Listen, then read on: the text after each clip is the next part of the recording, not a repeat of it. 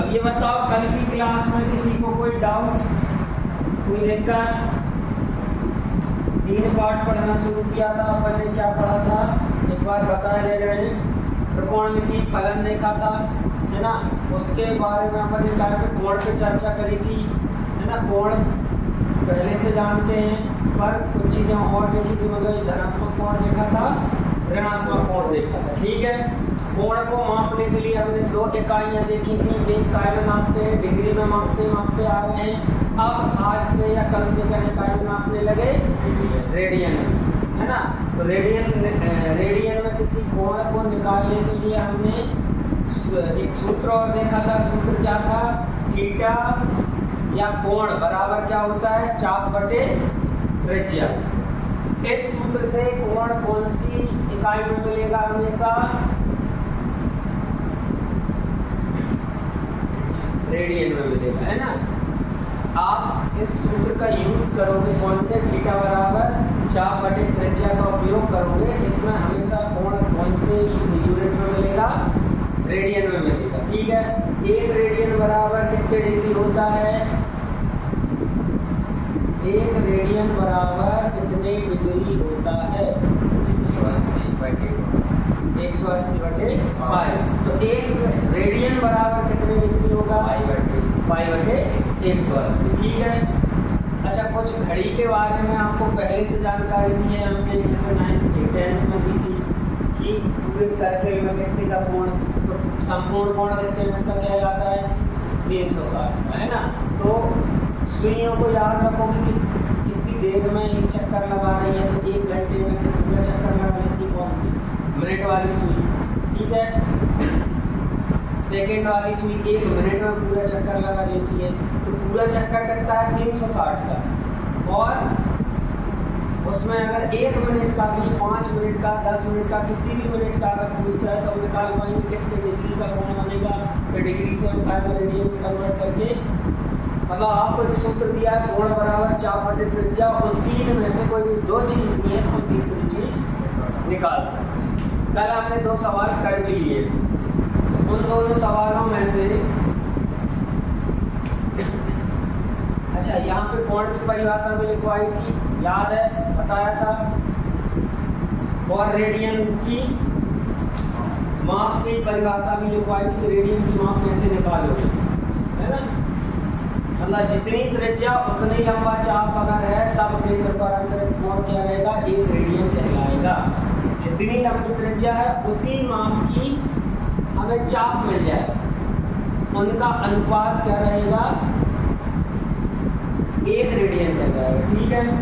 इसके बाद अब आ जाओ 3.1 पर पहला सवाल और दूसरे सवाल। पहला सवाल पहले बता दो, पहले के किसी सवाल में कोई दिक्कत नहीं, वेरी गुड, सब बन गए। दूसरा वाला बन गया, अच्छा नहीं करवा। दूसरे क्वेश्चन के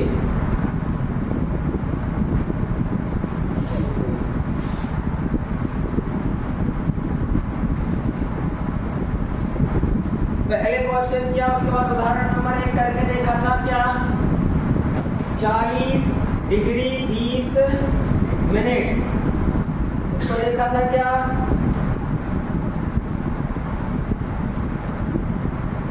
मतलब देखो बेटा, कई चीजें अपने आप परिलक्षित होती कि आपने किया है या नहीं किया है।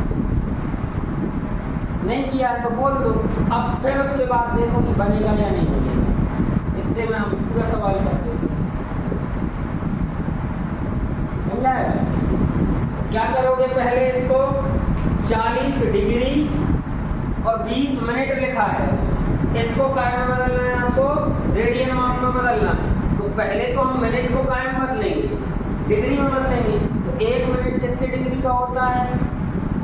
मतलब सॉरी, उल्टा बोल दिया, 1 डिग्री में कितने मिनट होते हैं? 60 मिनट। कल लिखाया था 1 डिग्री में 60 मिनट होते हैं। तो हमें क्या करना? मिनट से डिग्री में बदलना। क्या करोगे?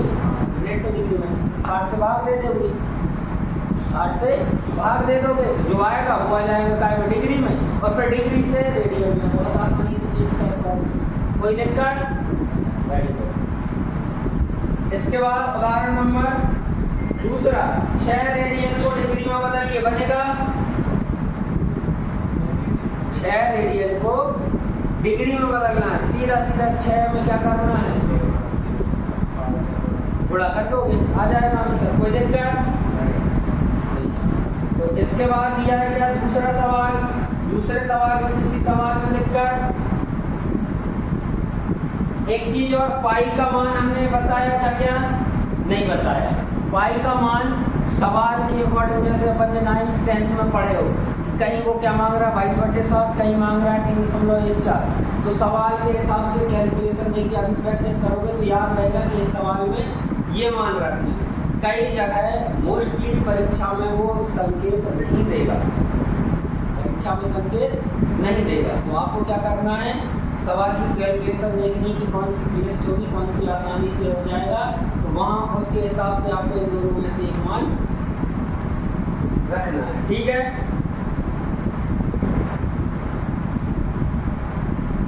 दूसरा में किसी को कोई दिक्कत नहीं। उदाहरण नंबर तीसरा, फिर वही चीज जो शुरू में हमने बताई थी कि आपको कोण बराबर चाप बटे त्रिज्या, जिसमें एक मतलब रेडियन में आपकी माप मिलेगी, उसका यूज होगा तो दो चीजें दी रहेंगी, तीसरी आपको अपने आप निकालनी। एक आध क्वेश्चन में शायद ऐसा भी है कि एक ही चीज दी है या दो चीज तो दी है या कुछ है पर माप नहीं है, वहाँ पे दिमाग आपको 9th क्लास में लगाना पड़ेगा, ठीक है। तो अब ठीक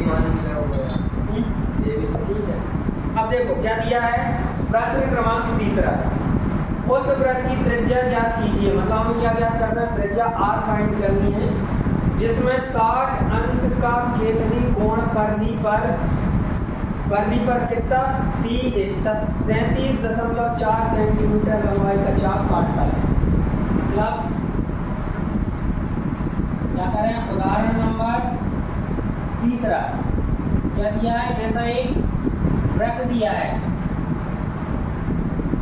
जिसकी हमें क्या फाइंड करनी है, त्रिज्या, और ये जो है ना बना नहीं है, यहाँ से यहाँ तक ये है 37.4 सेंटीमीटर, ठीक है, ये फाइंड करनी, लेकिन ये उन्होंने दे दिया कितना 60। अब देखो हम क्या करेंगे, यहाँ पे कर यहीं पे कर दो, क्या दिया है हमें, थीटा बराबर L बटे R, पर ये आंसर कहाँ में आता है, रेडियन में,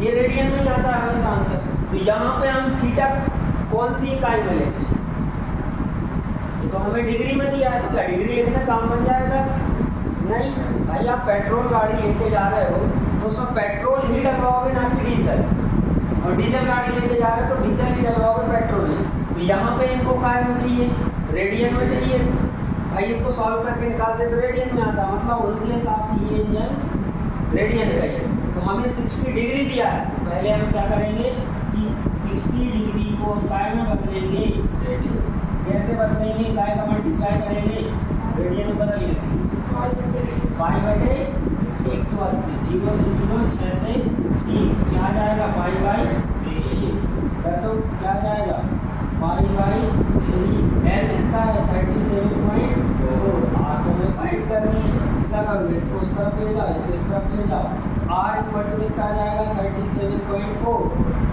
ये जाएगा कितना मल्टीप्लाई बाई 3, और अगर आप लोग चाहो तो हम सीधा पाई में लिख के यहाँ पे क्या लिख दे रहे हैं, 22/7 का यहाँ गुणा कर, ठीक है, तो R बराबर आपका आ जाएगा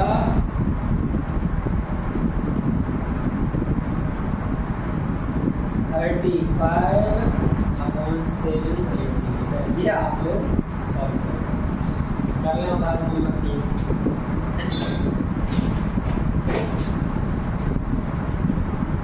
इसको एक बार एक्सप्लेन कर दें आप देखो। उदाहरण नंबर 4 में क्या दिया है आपका,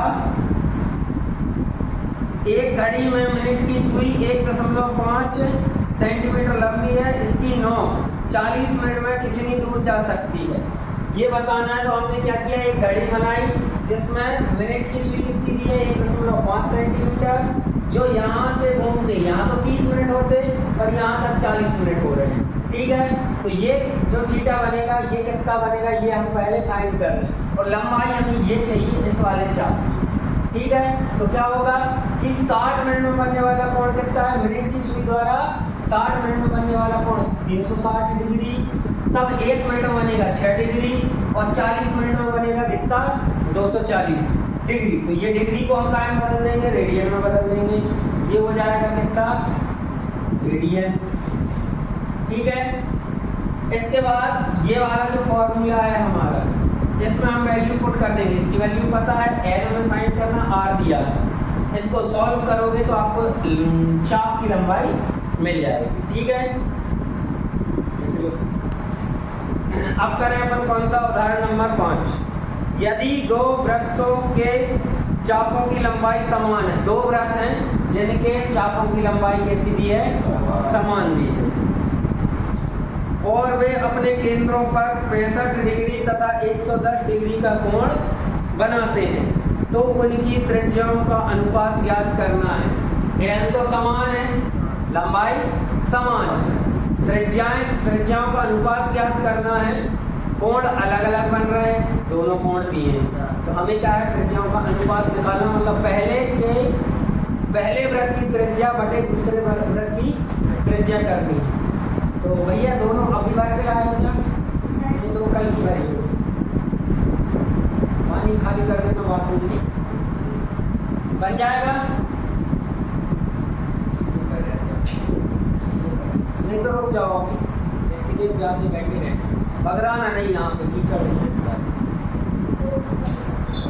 तो देखो उदाहरण नंबर 5, ये एक वृत्त बनाया जिसमें ये केंद्र हो गया क्या, O, जिसमें ये दिया है क्या, लंबाई, ये त्रिज्या होगी तो हमने क्या मान ली, R1 मान ली, और यहाँ पे जो कोण बनेगा वो क्या बन जाएगा, θ1। एक और वृत्त बना दे रहे हैं हम, ये कहना चाहिए बटेरे टाप वृत्त जितना है उसको ठीक, ये बन गया है ना। कैसे बनाना कि ये और ये लंबाई बराबर है, छोटे बड़े बनेंगे तो कोण अपने आप आ जाएगा। ये हो जाएगा क्या, θ2 है ना, ये क्या हो जाएगा, ये θ1 है तो ये θ2, ये R1 है तो ये R2। तो ये क्या रहेगी, लंबाई ये L ही रहेगी, क्योंकि जितनी इसकी है उतनी इसकी समान है। ठीक है, तो हमें क्या दिया है, θ1 दिया है कितना, 65 डिग्री, इसको हम काय में बदल दें, रेडियन में, तो 65 इंटू कितना हो जाएगा, π/680। दूसरा θ2 क्या दिया है आपका, 110 डिग्री, जो कि क्या हो जाएगा 110 इंटू π/180। ठीक है, अब हमें क्या चाहिए, क्या पता है, ये तो कायम बदल दिए अपन ने, रेडियन, ये भी कायम बदल दिया। हमें पता है इसमें θ1 बराबर क्या होगा, θ1 बराबर क्या होगा, L/R1 होगा। ठीक है, इसमें मान रख दो, कितना आ जाएगा, ये आ जाएगा, θ1 कितना है, 65 इंटू π/180 बराबर L/R1। ठीक है, ये हो जाएगा आपका समीकरण नंबर 1। दूसरा क्या हो जाएगा, θ2 बराबर L/R2। ठीक है, क्या आ जाएगा, 110 गुणित π/180 बराबर क्या आएगा, L/R2। ये हो जाएगा समीकरण नंबर 2। यहाँ तक किसी को कोई दिक्कत, जो क्वेश्चन में दिया है। अब हमें क्या करना है, हमें क्या करना है, अनुपात निकालना है। तो आप पहले ही कर सकते हो क्या, कि हमें R2/R1 आ जाए, क्या आ जाए, R2/R1 आ जाए, नहीं सॉरी, R1/R2 लेके आना है, तो इसके अपॉन में ये आ जाए, तो ये ऑलरेडी अपॉन में है, तो क्या कर सकते हैं, समीकरण 2/1 कर सकते हैं। और अगर दिक्कत हो रही है तो बाद में हम क्या करेंगे, रेसिप्रोकल ले लेंगे, व्युत्क्रम निकाल देंगे। तो हम सीधा कर रहे हैं समीकरण 1 भागे समीकरण 2, यही करेंगे ना। क्या होगा 65 इंटू पाई बाई 180 बटे हो जाएगा 110 गुणे पाई बटे 180 बराबर क्या हो जाएगा L अपॉन R1 बटे में L अपॉन R2। इसी को देखकर वैल्यू पुट किया। यहाँ से ये L से ये L कैंसिल हो जाएगा, ये पाई बाई 180 से ये कैंसिल हो जाएगा। इसको भी कर पा रहे हो 5 से 13 टाइम्स 5 से 2 और 1 2 22 आ जाएगा। ठीक है, अब ये क्या आया 13 अपॉन 22 आ गया। इससे क्या आएगा 1 अपॉन R1 और 1 अपॉन R2 क्या आएगा R2 अपॉन R1 आएगा। किसी को कोई दिक्कत हो तो हम एक्सप्लेन करें इसको क्यों आया ये आ गया समझ में पक्का। तो देखो ये क्या आया आपका, सिर्फ इतने को बता रहा हूँ 1 अपॉन R1 बटे 1 अपॉन R2। ये कैसे हल होगा 1 अपॉन R1 ये भाग में है 1 अपॉन R2 होगा, भाग का क्या हो जाता है 1 अपॉन R1 भाग का हो जाता है मल्टीप्लाई और नंबर्स पलट जाते हैं तो R2 अपॉन 1। इसको आप सॉल्व करोगे क्या आएगा R2 अपॉन R1 ये आया है। ठीक है ये आ गया, पर हमें क्या चाहिए R1 बटे R2 चाहिए। ये R2 बटे R1 13 बटे 22 है, तो हम क्या करेंगे 22 बटे